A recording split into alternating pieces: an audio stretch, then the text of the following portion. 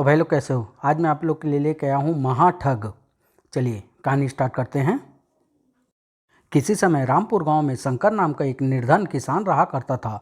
एक छोटे से खेत पर खेती बाड़ी करके वह बड़ी मुश्किल से अपना व अपनी पत्नी का पेट भर रहा था। शंकर धन से निर्धन जरूर था, लेकिन बुद्धि के मामले में बहुत धनवान था। लेकिन कहते हैं किस्मत खराब हो तो उस जैसे गरीब की क्या किसी राजा की भी नहीं चलती। अतः कई बार शंकर और उसकी पत्नी को भूखे पेट ही सोना पड़ता था। एक रात जब दोनों इसी प्रकार भूखे पेट सोए हुए थे तो भूख के मारे पत्नी की नींद खुल गई। कल दिवाली है, लेकिन हमारे घर में न फूटी कौड़ी है और न अन्न का एक दाना ही। यदि हम घर में रोशनी नहीं की और लक्ष्मी जी की पूजा नहीं की तो घर में कभी लक्ष्मी जी नहीं आएगी। आह, क्या करूं। उसके बाद बेचारी को फिर नींद नहीं आई। अगले दिन सुबह, सुनिए जी, आज दिवाली है लेकिन घर में कुछ भी नहीं है। कुछ ऐसा कीजिए ना कि हम भी दिवाली मना सकें, घर में रोशनी कर सकें, लक्ष्मी जी को लड्डू का भोग लगा सकें। अरे भगवान, कहाँ से करूं प्रबंध। आज के दिन लाला तो क्या कोई भी उधार नहीं देगा। अब तू ही बता क्या करूं। सुनिए जी, चाहे जो भी हो आज मैं पूजन जरूर करूंगी। लक्ष्मी जी साल में एक बार ही किसी पर कृपा करती है, हो सकता है इस साल हम पर ही मेहरबान हो जाए। यह तो ठीक है भगवान, लेकिन मैं पूजन की सामग्री और दिए व मिठाई आदि का प्रबंध कहाँ से करूं। कम से कम 10-20 रुपये तो इन सब वस्तुओं को जुगाड़ करने के लिए चाहिए ही। आप ऐसा करिए, एक बैल बेच दीजिए, दिवाली भी अच्छी तरह से मना लेंगे और कुछ दिनों के लिए भरपेट भोजन का प्रबंध भी हो जाएगा। यह तुम क्या कह रही हो भगवान, कहीं तुम्हारी मति तो नहीं मारी गई। यदि बैल बेच दूंगा तो कल खेत में दूसरे बैल की जगह किसे जोतूंगा। कल की कल देखी जाएगी। फिलहाल आप आज की सोचिए। मुझे लक्ष्मी पूजन हर हालत में करना है, वरना मैं अपनी जान दे दूंगी। हे भगवान, अब मैं क्या करूं। ठीक है भगवान, तुम जैसा कहती हो वैसा ही करता हूं। घर में नहीं दाने और अम्मा चली भुनाने। चल भाई रामू, आज तुझे ही बाजार में भुना कर संतों के लिए लक्ष्मी पूजन का इंतजाम करना पड़ेगा। इसके अलावा कोई चारा नहीं। एक बात का ध्यान रखना जी, बैल 75 या 100 रुपये से कम में किसी भी हालत में मत बेचना। जानता हूँ भगवान, ध्यान रखूंगा। शंकर बैल को हाँकता हुआ मंडी की ओर चल पड़ा। हे ईश्वर, कोई ऐसी राह दिखा कि बैल भी न बिके और लक्ष्मी पूजन भी हो जाए। चलते चलते रास्ते में उसे एक गडरिया मिला जो भेड़ बकरियां चरा रहा था। अरे भाई, यह बैल लेकर कहाँ जा रहे हो। बदकिस्मती से बैल बेचने पशु मंडी जा रहा हूँ। अरे तो भाई, तुम्हें मंडी जाने की क्या ज़रूरत है। तुम अपना बैल मुझे बेच दो, मुझे एक बैल की सख्त ज़रूरत है। बोलो कितने रुपए लोगे। 100 रुपये से एक फुटी कौड़ी भी कम नहीं लूँगा। बोलो मंजूर है। ना भाई ना, यह तो बहुत ज़्यादा कीमत है। मैं तो ज़्यादा से ज़्यादा 50 रुपये ही दे सकता हूँ। फिर इस मरियल से बैल की इससे ज़्यादा कीमत कोई दे ही नहीं सकता। तब तुम अपनी भेड़ बकरियाँ चराओ, मैं बैल की मंडी में कीमत लगवाता हूँ। अरे अरे भाई, एक मिनट तो रुको, मेरी बात तो सुनो। मैंने कहा ना कि मैं अपना बैल 100 रुपये से एक फुटी कौड़ी भी कम में नहीं बेचूंगा। फिर तुम अपना और मेरा समय क्यों बर्बाद कर रहे हो। अरे भाई, मिर्ची क्यों चबा रहे हो। यदि हम आपस में दाम नहीं तय कर पा रहे तो चलो किसी तीसरे व्यक्ति से करवा लेते हैं। वह तुम्हारे बैल को की जो भी कीमत बताएगा हम उसी पर सौदा कर लेंगे। बोलो मंजूर है। मंजूर तो है भाई, लेकिन यहाँ आसपास तो क्या दूर दूर तक कोई तीसरा इंसान दिखाई नहीं दे रहा। फिर दाम किससे तय कराएंगे। अरे प्यारे भाई, रास्ते में कोई ना कोई मिल ही जाएगा, उसी से दाम तय करवा लेंगे। लेकिन एक शर्त और है, वह यह कि वह व्यक्ति जो भी दाम बताएगा वह हम दोनों को ही मंजूर करना होगा। यदि तुमने मंजूर नहीं किया तो तुम्हारा बैल मुफ्त में ही मेरा हो जाएगा, और यदि मैंने मंजूर नहीं किया तो मेरी सारी भेड़ बकरियां तुम्हारी हो जाएगी। अतः अच्छी तरह सोच लो। यह व्यक्ति तो ज़रूरत से ज़्यादा ही चालाक बनने की कोशिश कर रहा है। कहीं कुछ दाल में काला तो नहीं। खैर, संदेह के आधार पर इस सौदे को हाथ से जाने नहीं देना चाहिए। आगे जो होगा देखा जाएगा। सोचने के बाद, ठीक है भाई, मुझे तुम्हारी यह शर्त भी मंजूर है। तो चलो आगे ही बढ़ते हैं। जो सर्वप्रथम व्यक्ति हमें दिखाई देगा उसी से दाम ठहरवा लेंगे। और दोनों अपने अपने पशुओं को हाँकते हुए आगे बढ़ चले। फंस गया शिकार। अब कौड़ियों के भाव इसका बैल हमें मिल जाएगा। काफ़ी देर तक चलते रहने के पश्चात उन्हें एक घर दिखाई दिया। देखो भाई, अभी तक हमें कोई व्यक्ति नहीं मिला। क्यों ना उस मकान में चलकर उसके स्वामी से अपना मामला तय करें। मुझे कोई आपत्ति नहीं, वैसे भी मुझे प्यास लगी है, वहाँ पानी भी तो पी लूँगा। दोनों उस मकान के निकट पहुँचे। द्वार खटखटाने पर एक बूढ़े ने द्वार खोला। कौन हो भाई तुम लोग और क्या चाहते हो। बाबा, हम लोग राहगीर हैं और आपसे एक मामला तय करवाना चाहते हैं, लेकिन पहले हमें पानी पिलवा दीजिए, हमें बड़ी ज़ोरों से प्यास लगी है। हाँ हाँ ज़रूर, तुम लोग यहीं रुको, मैं अभी पानी लेकर आता हूँ। बूढ़े के भीतर जाने के बाद, क्यों भाई, तुम्हें शर्त का ध्यान तो है ना। यदि मंजूर ना हो तो अब भी तोड़ सकते हो। मुझे सब ध्यान है भाई, और शर्त तोड़ने का कोई इरादा भी नहीं है। मान गए भाई, वास्तव में तुम इरादे के पक्के हो। शीघ्र ही बूढ़ा पानी लेकर आ गया। लो बच्चों, गुड़ खाओ और जी भरकर पानी पियो। वाह, आपका बहुत बहुत धन्यवाद बाबा। गुड़ खाने के पश्चात उन्होंने डट कर पानी पिया। हाँ बच्चों, अब बताओ तुम्हारा मसला क्या है और मुझसे कैसा फैसला कराना चाहते हो। मसला कोई ज़्यादा पेचीदा नहीं है बाबा, बस आपको इस बैल का ठीक ठाक कीमत आंकनी है। बूढ़े ने बैल की ओर देखा, फिर मन ही मन कोई विचार करने के बाद बोला, भाई मेरे विचार से तो इस बैल की कीमत 10 रुपये है, बाकी तुम दोनों जानो। क्या? लेकिन बाबा, भाई मैंने तो अपना फैसला दे दिया, अब तुम मानो या ना मानो यह तुम्हारी मर्जी। उसके बाद बूढ़े ने घर के भीतर घुसकर कपाट बंद कर दिया। सुनो भाई, बाबा ने तो अपना फैसला सुना दिया, अब या तो शर्त के मुताबिक मुफ्त में मुझे अपना बैल दो या 10 रुपये लेकर। तुम 10 रुपये ही दो भाई, भागते भूत की लंगोटी ही भली। और गडेरिये को 10 रुपये में बैल बेचकर शंकर को अपने घर का रास्ता नापना पड़ा। मेरा संदेह ठीक निकला, कमबख्त दोनों ही ठग थे और एक दूसरे से मिले हुए थे। शायद वह बूढ़ा उसका बाप था। दोनों बाप बेटे मिलकर इसी तरह से हर आने जाने वालों को ठगते होंगे। खैर, मैं भी देखूंगा इन्हें। घर पहुंचकर जब शंकर ने अपनी पत्नी को सारी बात बताई तो वह आग बबूला हो उठी। अजी कर आए ना नास, मैं कहती हूँ, क्या आपकी खोपड़ी उस समय घास चरने गई थी? भला क्या जरूरत थी आपको इस ढंग से ऐसी शर्त तय करने की? मेरी तो किस्मत ही फूट गई, बैल भी गया और हाथ में पैसा भी नहीं आया। घबराती क्यों? भगवान धैर्य रखो। लो, यह 10 रुपये संभालो और किसी तरह दिवाली मनाओ। कल देखना मैं उन ठगों को कैसा सबक सिखाता हूँ। अजी आप क्या सबक सिखाएंगे? आप में ना अक्ल है ना चतुराई। उन्हें सबक सिखाने के चक्कर में या तो आप अपना दिवाला निकलवा लेंगे या अपनी जान से हाथ धो बैठेंगे। अब आगे से उसकी शक्ल देखने का भी विचार दिल में मत लाना। सुनो भगवान, ईश्वर ने मुझे धन न देकर निर्धन जरूर बनाया है, लेकिन अक्ल और ताकत में मैं किसी बादशाह से कम नहीं हूँ। मैं अपनी ताकत और अक्ल की कभी गलत प्रयोग करना नहीं चाहता था, लेकिन उन ठगों ने मुझे ठग कर मेरी शराफत को चुनौती दी है। अब तुम देखना मैं उन घन चक्करों को कैसे यहाँ से रफू चक्कर करता हूँ। उनके साथ जैसे का तैसा होने से मुझे कोई दुख नहीं होगा। अब जाओ, तुम लक्ष्मी पूजन और दिवाली मनाने की तैयारी करो।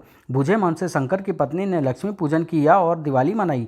तुम्हारी यह पूजा व्यर्थ नहीं जाएगी संतो। इस साल लक्ष्मी जरूर हमारे घर में आएगी, चाहे उसे उल्टे पैरों ही क्यों ना हमारे घर आना पड़े।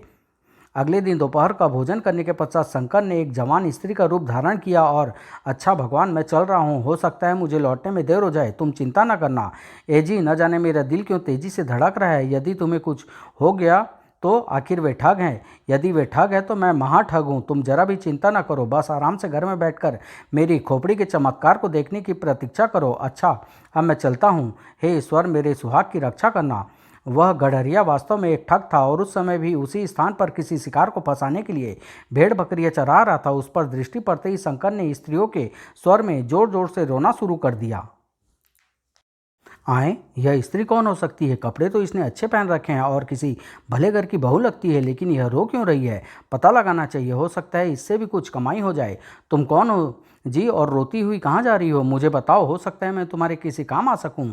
मेरा नाम माया है, मुझे मेरे पति ने घर से निकाल दिया है, इसलिए मैं नदी में डूब मरने के लिए जा रही हूँ। क्या कहा? डूब मरने जा रही हो? नहीं तो और क्या करूं? अब कौन मुझे अपने घर पनाह देगा? कौन मुझे भोजन पानी देगा? मेरा इस दुनिया में कोई और है भी तो नहीं। छी, ऐसी बात नहीं करते। डूबे तुम्हारे दुश्मन, अभी तो मैं जिंदा हूँ। भला अपनी आंखों के सामने तुम जैसी सुंदरी को मैं कैसे मरने दे सकता हूँ? सुनो सुंदरी, क्या तुम मुझसे विवाह करके मेरे घर रहना पसंद करोगी? क्या सच कह रहे हैं? आप मुझसे सचमुच विवाह करेंगे? मुझ निगोड़ी को अपने चरणों में रहने की जगह देंगे? बिल्कुल सुंदरी, विश्वास करो। आहा, तब तो मैं धन्य हो जाऊंगी जी। कहाँ है आपका घर? मुझे जल्दी से अपने घर ले चलिए। क्यों नहीं, क्यों नहीं, आओ मेरे साथ। गडरिया स्त्री रूपी शंकर और भेड़ बकरियों को लेकर खुशी खुशी अपने घर की ओर चल दिया। बहुत दिनों से मैं अपना घर बसाने की सोच रहा था। चलो, आज ईश्वर ने मेरी सुन ली, रास्ते में ही सुंदर बीवी दे दी। अपने घर पहुंचकर गडेरिये ने दरवाज़ा खटखटाया तो उसी बूढ़े ने दरवाज़ा खोला। अरे कंटू, तू इतनी जल्दी आ गया? और यह तेरे साथ औरत कौन है? इसका नाम माया है बापू। इसके पति ने इसे घर से निकाल दिया है। यह नदी में डूबकर मरने जा रही थी, मैं समझा बुझा कर घर ले आया। अच्छा किया तुमने, बहुत अच्छा किया कंदू। इसे भीतर भीतर ले आ बेटा। तो यह बुढ़ा इसका बाप ही निकला। आज जीवन में पहली बार तूने नेक काम किया है रे कंटू। वाह, आज से यही घर का सारा काम काज संभालेगी, अपने सुंदर हाथों से बनाकर हमें ताजी ताजी रोटियां खिलाएगी। मैं तो तंग आ गया था इस रोज रोज के चौंका बर्तन से। क्यों सुंदरी, करोगी ना मेरी सेवा? जी जरूर करूँगी बापू, यह तुम्हारी सेवा भी करेगी और मेरी भी, क्योंकि मैंने इसे शादी करने का फैसला कर लिया है? क्या कहा, तू इससे शादी करेगा? और नहीं तो क्या तुम करोगे बापू? सुन बेटे, तू अभी जवान है, तुझे तो बहुत सी लड़कियां मिल जाएगी, लेकिन मेरा क्या भरोसा कब चल बसूं, इसलिए इसे मुझे दे दे मेरे अच्छे बेटे। मैं इससे शादी करके इसे तुम्हारी माँ का दर्जा दूंगा। यह तो तुम क्या कह रहे हो बापू? मैं ठीक कह रहा हूँ बेटा।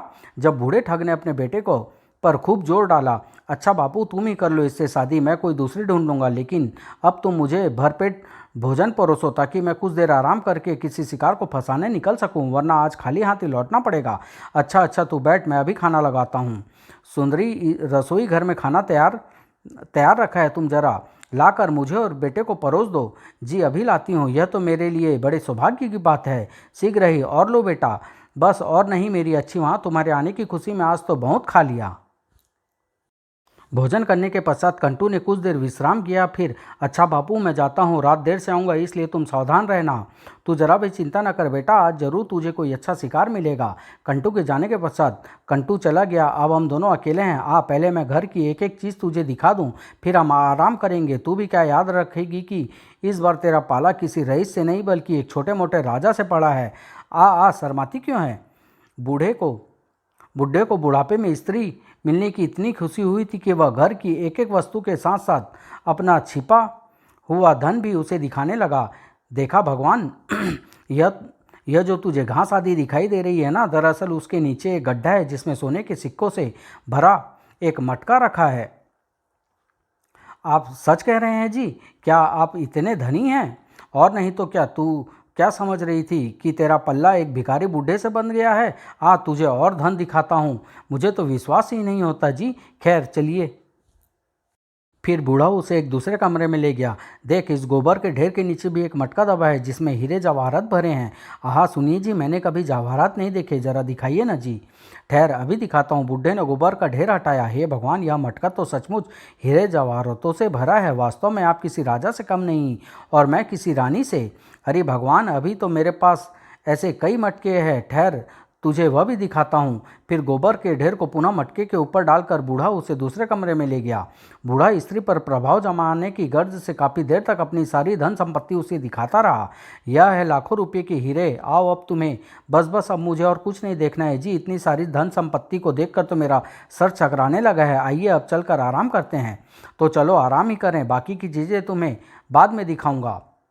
भगवान, जरा घूंघट हटाकर हमें अपना सुंदर सलोना चेहरा तो दिखाओ। हम न जाने कब से तुम्हारे दीदार को तरस रहे हैं। हटिए जी, यह मुंह तो मैं आपको शादी के बाद ही दिखाऊंगी। क्या भरोसा कि आप मेरा चेहरा देखकर शादी का विचार ही बदल दें और मैं फिर रास्ते पर पहुंच जाऊं। ठीक है, मैं कल ही पंडित से मिलकर शादी की तारीख निकलवाता हूँ। वैसे तुम्हारे हाथ पैरों को देखकर मुझे विश्वास है कि तुम्हारा मुखड़ा चांद से कम सुंदर नहीं होगा। यह झूठी तारीफें छोड़िए जी, आप लेटिए। आप थक गए होंगे, मैं आपके पैर दबा देती हूँ। यह बूढ़ा खुसट अब भी शादी करने के सपने देख रहा है, लेकिन जब असलियत का पता चलेगा तो माथा पीट लेगा। लोगों को ठग ठग कर इसने जो माल जमा कर रखा है, अब वह सब मेरे काम आएगा। जल्दी ही बूढ़े के खर्राटे गूंजने लगे। सो गया, अब मुझे अपना काम करके निकल चलना चाहिए। शाम भी घिर आई है, इसलिए छिप कर घर पहुंचने में कोई असुविधा नहीं होगी। लेकिन इतना सारा धन मैं ले कैसे जाऊंगा? इतना सारा धन ले जाने के लिए तो किसी घोड़ा गाड़ी की ज़रूरत पड़ेगी, जबकि घोड़ा तो इसके पास है लेकिन गाड़ी नहीं। कुछ देर सोचने विचारने के पश्चात शंकर जनाना वेश उतार कर उस जगह पहुंचा जहां घास के नीचे सोने के सिक्के से भरा मटका दबा था। आज सोने के सिक्कों से भरा मटका ही ले जाता हूं, बाकी का धन कल ले जाने का उपाय करूंगा शीघ्र ही। वाह, बिल्कुल ठसाठस भरा है यह सोने के सिक्कों से। वैसे तो मात्र इतने धन से ही हमारी पूरी जिंदगी आराम से कट सकती है, लेकिन मैं इन धूर्त ठगों को पूरी तरह से बर्बाद करके रहूंगा। उसके बाद वह मटके का मुंह कपड़े से बांधकर घर के आंगन में बंधे घोड़े के पास पहुंचा और घोड़े पर सवार हो अपने घर की ओर चल दिया। घर पहुंचकर, कौन है? अरे भगवान, यह मैं हूँ, तुम्हारा पति। जल्दी से दरवाज़ा खोलो। ओह, आप इतनी जल्दी कैसे आ गए जी? और वह मेरे कपड़े कहाँ छोड़ आए? अरे, घोड़ा और मटका कहाँ से ले आए? मटका शायद वजनी भी मालूम देता है। अरे भगवान, कपड़ों को मार गोली, जो कुछ लाया हूँ उसे देखकर तो खुशी से नाच उठेगी। भीतर चल, फिर दिखाता हूँ। खड़ी खड़ी देख क्या रही हो भगवान, जल्दी से दरवाज़ा बंद कर दो, वरना यदि किसी की नज़र पड़ गई तो सब किए किराए पर पानी फिर जाएगा। ओह हाँ, पत्नी ने झटपट दरवाज़ा बंद किया और शंकर के पास पहुंच गई। तब शंकर ने मटके पर से कपड़ा हटा चुका था। हे भगवान, सोने के इतने सारे सिक्के! अरे यह तो कुछ भी नहीं, कुछ दिनों में देखना मैं और क्या क्या लाता हूँ। बस समझ ले, तेरी लक्ष्मी पूजा सफल हो गई और लक्ष्मी जी ने तेरी सुन ली। बस अब कुछ ही दिनों में यह सज धज कर हमारे घर आएंगी। लेकिन इतना सारा धन तुम्हारे हाथ कहाँ से कैसे लगा? उन्हीं ठगों के घर से जिन्होंने मुझसे मेरा बैल 10 रुपये में ठगा था। फिर शंकर ने अपनी बीवी को सारी बात बता दी। अजी सचमुच आप तो दिमाग के बहुत तेज निकले, लेकिन यदि उन्हें इसके बारे में मालूम हो गया तो? अरे भगवान, उनके तो बाप को भी सपने में भी इस बात का गुमान नहीं होगा कि यह काम मैंने किया है। ऐसा कर, तू इस मटके को किसी सुरक्षित स्थान पर छिपा दे। अजी अब छिपा कर क्या करेंगे? कल से ही इसे दिल खोल कर खर्च करेंगे, कपड़े बनवाएंगे और ज़रूरत की अन्य सारी चीज़ें खरीदेंगे। और बस बस भगवान, ऐसी मूर्खता भरे विचार भूल कर भी अपने दिल में मत लाना, वरना उन ठगों को हम तक पहुंचने देर नहीं लगेगी। वे इसी बात को लेकर हमारी तलाश करेंगे कि धन ले जाने वाला ज़रूर फिजूल खर्ची करेगा। वे इसे तुरंत छिपा दे। तब तक मैं घोड़े को कहीं दूर चलता करके आता हूँ। कहकर शंकर घर से बाहर निकला और पुनः घोड़े पर सवार हो गांव से बाहर की ओर चल पड़ा। गांव के बाहर बाहर पहुंचकर हा हा हा, अब ठीक है, लाख तलाशने के बाद भी उन्हें न वह औरत मिलेगी और न घोड़ा। उसके बाद वह निश्चिंत हो अपने घर की ओर चल दिया। उधर संयोग से बूढ़े की आंख काफ़ी देर बाद खुली। आए रात हो गई और उस औरत ने मुझे जगाया तक नहीं। कहाँ गई वह? शायद नहा धो रही होगी, बड़ी भक्तिन लगती है। चलो अच्छा ही है। दूसरे कमरे में पहुंचकर, अरे भगवान, कहाँ हो तुम? जरा जल्दी से आकर अपना सलोना मुखड़ा तो दिखाओ। हम तुम्हें देखे बिना हमसे रहा नहीं जा रहा। अरे कहीं से कोई आवाज़ नहीं, कहाँ जा सकती है वह? तभी अरे, वह औरत के कपड़े कैसे पड़े हैं? अरे यह तो उसी औरत के कपड़े हैं, लेकिन वह कपड़े उतार कर, हे भगवान, कहीं वह स्त्री के वेश में कोई पुरुष तो नहीं था? और एक भयानक विचार दिमाग में आते ही बूढ़ा पागलों की तरह अपनी छुपाई सारी धन संपत्ति का निरीक्षण करने लगा। यहाँ तो सब ठीक है, हीरे भी सही सलामत हैं। लेकिन अंत में जब वह उस स्थान पर पहुंचा जहां उसने सोने के सिक्कों से भरा मटका दबा रखा था, हाय मैं लूट गया, बर्बाद हो गया। वह जरूर कोई ठग रहा होगा जो स्त्री के वेश में मुझे मूर्ख बना गया। हाय मुझ जैसे तजुर्बेकार ठग को भी वह चूना लगा गया। हाय मेरी अक्ल पर उस वक्त पत्थर कैसे पड़ गए थे, मैं उसकी असलियत से धोखा कैसे खा गया। तभी माँ, बापू दरवाज़ा खोलो। ओह कंटू आ गया, अब मैं उसे क्या जवाब दूंगा? वह जरूर मेरी खिल्ली उड़ाएगा। बूढ़े ने दरवाज़ा खोला और अपना सिर पीटते हुए चीखने चिल्लाने लगा, हाय कंटू, हम लूट गए, बर्बाद हो गए। अरे अरे बापू, आखिर कुछ बताओगे भी या अपना सिर पीटते ही रहोगे? अरे बेटा, वह स्त्री कोई स्त्री नहीं थी, बल्कि स्त्री के वेश में कोई ठग था जो सोने के सिक्कों से भरा हमारा मटका ले गया। क्या? कंटू अपने बाप के साथ तुरंत उस स्थान पर पहुंचा। देख लो बेटा, गड्ढा खुदा हुआ है और मटका गायब है। कमबख्त मुझे भी उल्लू बना गया। ओह बापू, बाकी का माल तो ठीक ठाक है ना? हाँ बेटा, बाकी का माल सब ठीक ठाक है, लेकिन वह मटका, अब उस मटके को भूल जाओ बापू, सारी गलती तुम्हारी ही है। मैंने तुम्हें कितनी बार समझाया था कि किसी को भी किसी भी हाल में हमारे गुप्त धन के बारे में न बताना, न दिखाना, लेकिन तुम नहीं माने। फिर अब रोने धोने से क्या फ़ायदा? बेटा, उस ठग ने मुझे मूर्ख तो जरूर बना दिया, लेकिन वह मुझसे किसी भी हालत में ज़्यादा अक्ल नहीं रखता होगा। मैं उसे जल्द ही खोज निकालूंगा। वह कैसे? सुनो बेटा, वह जो कोई भी है, मुफ्त के माल को उल्टा सीधा खर्च करेगा, दावतें उड़ाएगा, मकान आदि बनवाएगा। बस हम इसकी इसी फिजूल खर्ची से उसे पहचान लेंगे। बस तुम कल से ही आसपास के गांव वालों पर नज़र रखनी शुरू कर दो। तुम्हें जो भी फिजूल करती दिखाई दे, समझ लेना उसी ने हमारा माल उड़ाया है। बस फिर मैं उससे निपट लूँगा। ठीक है बापू, यह भी करके देख लेता हूँ। वैसे मुझे उम्मीद नहीं है कि वह इतना मूर्ख होगा और आसानी से हमारे हाथ लग जाएगा। इस तरीके से हाथ नहीं लगेगा तो दूसरे तरीके से लगेगा बेटा। लालच बड़ी बुरी चीज़ होती है। उस ठग को हमारे सारे धन के बारे में पता चल चुका है, इसलिए वह बाकी के धन को हथियाने के लिए फिर यहाँ आएगा और तब उसकी गर्दन मेरे हाथों में होगी। और हाँ, हमारा घोड़ा भी गायब है, जरूर वही लेकर गया होगा। घोड़े के द्वारा भी तुम उसे पहचान सकते हो। अपने बाप की बात सुनकर कंटू ने फिर कुछ न कहा और चुपचाप खा पीकर बिस्तर पर लेट गया और खर्राटे भरने लगा। सुबह होते ही अपने बापू के कहे अनुसार वह आसपास के गांव के लोगों पर नज़र रखने के लिए घर से निकल पड़ा। यदि एक बार मुझे उस ठग का पता चल जाए तो मैं उसी समय उसकी गर्दन मरोड़ कर रख दूंगा। कंटू लगातार कई दिनों तक आसपास के गांव में चक्कर काटता रहा, लेकिन उस ठग की उसे हवा तक नहीं मिली। मिलती भी कैसे? शंकर तो पहले ही सतर्क हो चुका था। उसने खर्च करने के बजाय सारा धन छिपाकर रख दिया था। अब दूसरी बात अब यह दूसरी बात थी कि दूसरा हाथ साफ करने के चक्कर में शंकर उनके घर के आसपास इस दौरान किसी उचित मौके की तलाश में जरूर मंडरा रहा था। कमबख्त बूढ़ा जरूरत से ज़्यादा सावधान हो गया है। कंटू के बाहर निकलते ही घर के सारे खिड़की दरवाजे बंद कर लेता है। खैर, बकरे की माँ कब तक खैर मनाएगी। और आखिर एक रात बापू उस कमबख्त ठग का तो इतने दिनों से न तो कोई पता चला और न वह दोबारा आया। मेरे विचार से अब हमें उसे भूलकर अपने धंधे में लग जाना चाहिए। ईश्वर ने चाहा तो उतना धन हम जल्द ही दोबारा इकट्ठा कर लेंगे। ठीक है बेटा, अब तो सब्र ही करना होगा, लेकिन यदि वह ठग का बच्चा दोबारा यहाँ आया तो मेरे हाथों जिंदा नहीं बचेगा। बापू, मैं एक काम से बाहर जा रहा हूँ, सुबह तक लौटूंगा। और हाँ बापू, मेरे पीछे शायद कल्लू आए, उसे जितने पैसों की ज़रूरत हो तुम दे देना। ठीक है, मैं सारे दरवाजे खिड़कियां बंद कर लेता हूँ। वाह, बन गया काम। जैसे ही कंटू घर से बाहर निकला, बूढ़े ने सारी खिड़कियां और दरवाजे बंद कर दिए। शंकर के घुसने के लिए तो तुमने सारे दरवाजे और खिड़कियां बंद कर दिए बूढ़े, लेकिन आने वाले कल्लू के लिए तो तुम्हें एक दरवाज़ा जरूर खोलना पड़ेगा। कुछ देर तक शंकर वहीं खड़ा रहा, फिर डाकुओं का सा वेश बनाकर द्वार पर पहुंच गया। खट खट खट, कौन है?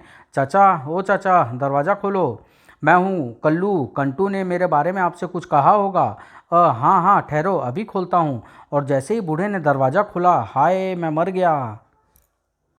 अरे बूढ़े सुन, मेरा नाम डाकू लाखन है, कोई पूछे तो बता देना। उफ, हाय मरा, बचाओ, अरे मुझे कोई इस डाकू से बचाओ। लेकिन उस वीराने में भला ठग की मदद करने कौन आता? शंकर ने उसे पीट पीट कर बेहोश कर दिया। अब जल्दी से गोबर के नीचे से हीरे जवाहरातों से भरा मटका निकालकर यहाँ से खिसक लेना चाहिए।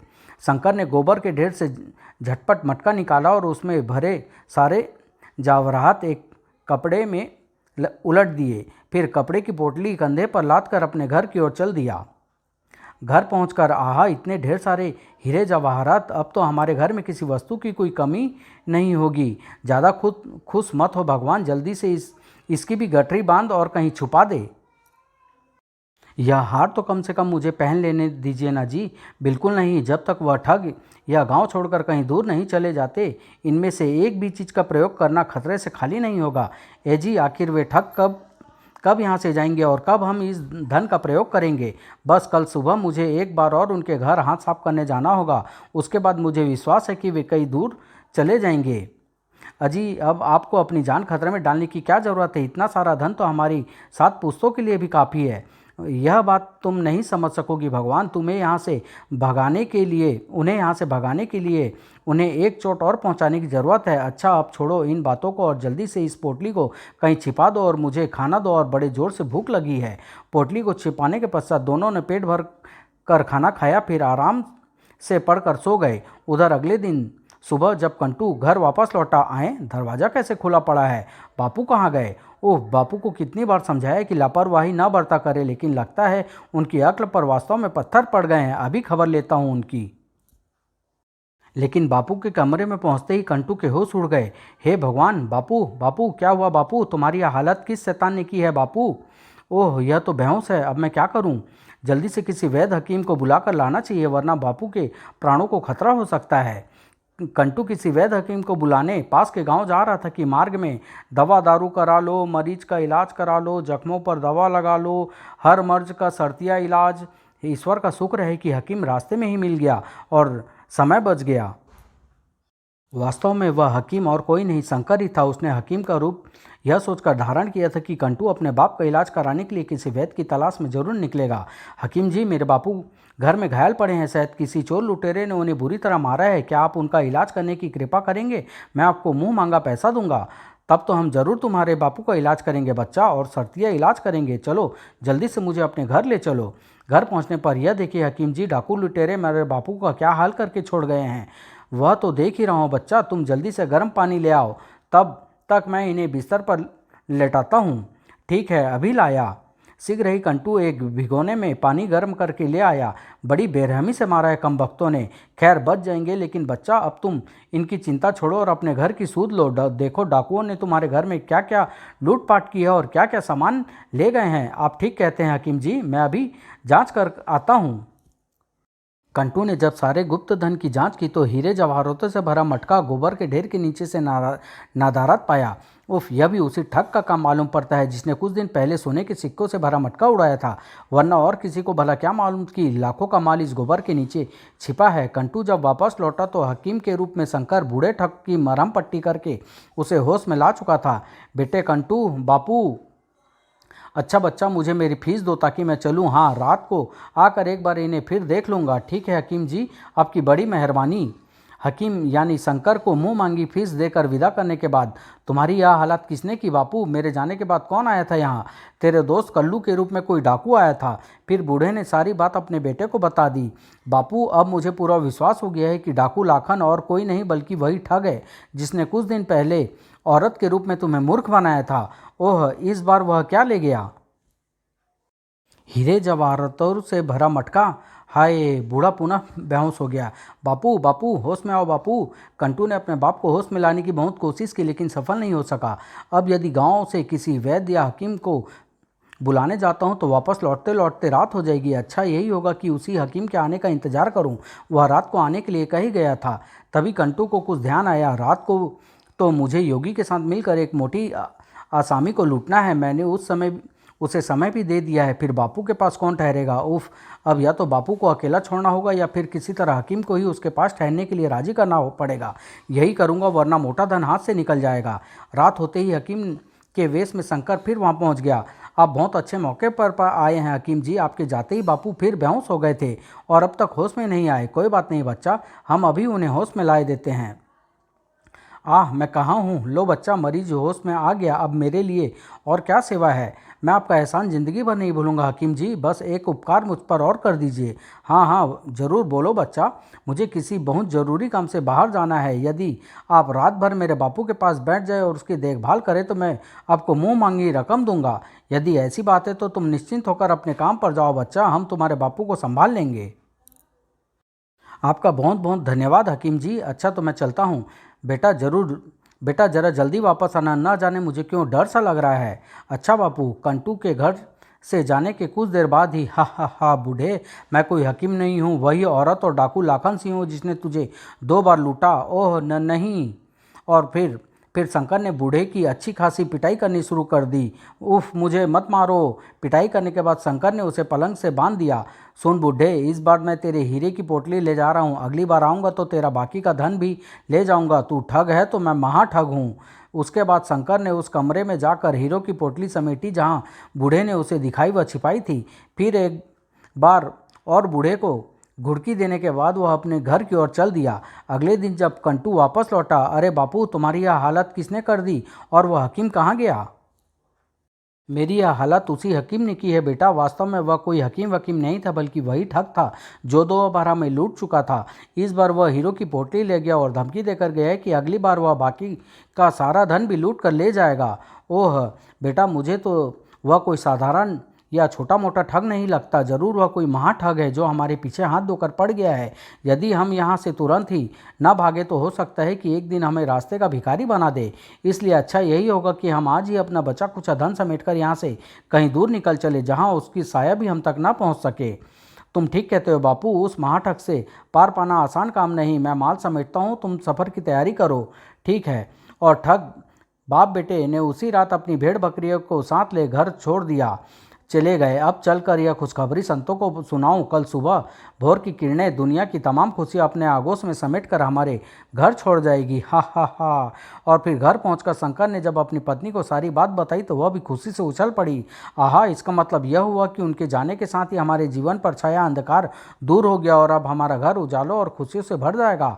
हाँ भगवान, अब अपने दिल की सारी मुरादें पूरी कर लेना। और फिर शंकर ने अपनी झोपड़ी व खेतों के स्थान पर एक शानदार हवेली बनाई और आनंदपूर्वक अपना जीवन व्यतीत करने लगा। समाप्त।